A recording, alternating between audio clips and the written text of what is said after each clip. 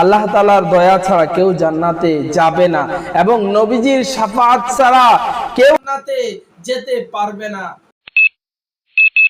কঠিন হাসরের দিনে আমি যখন আল্লাহর কাঠগড়ায় আসামি হয়ে যাব, গুনাহের সাগরে আমি হাবুডুবু কাচ্ছি, গুনাহের কারণে না জানি আল্লাহ আমাকে জাহান্নামী বানিয়ে দেয় এবং না জানি আমার আল্লাহ জান্নাতের দরজা বন্ধ করে দেয়।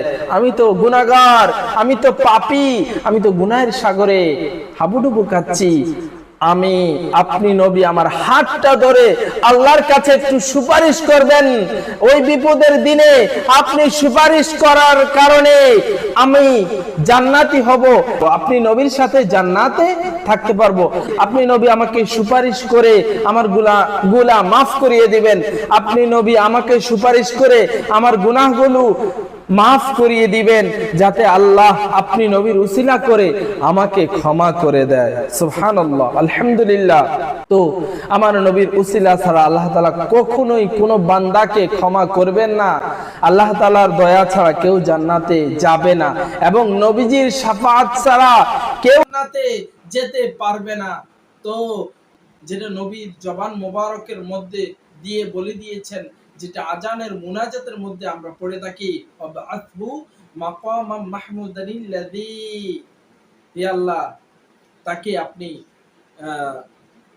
মাকামে মাহমুদের মানে প্রশংসার স্থানে আপনি ভূষিত করুন, অধিষ্ঠিত করুন।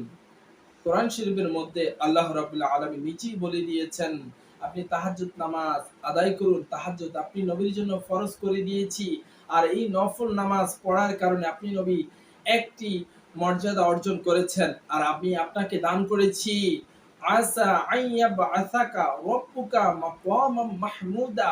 ইয়া রাসূলুল্লাহ, ইয়া হাবিবাল্লাহ, ওগো আমার বন্ধু, ও রাসূলুল্লাহ সাল্লাল্লাহু আলাইহি ওয়াসাল্লাম, অচিরেই আমি আপনাকে মাকামে মাহমুদ প্রশংসার স্থানে ভূষিত করব।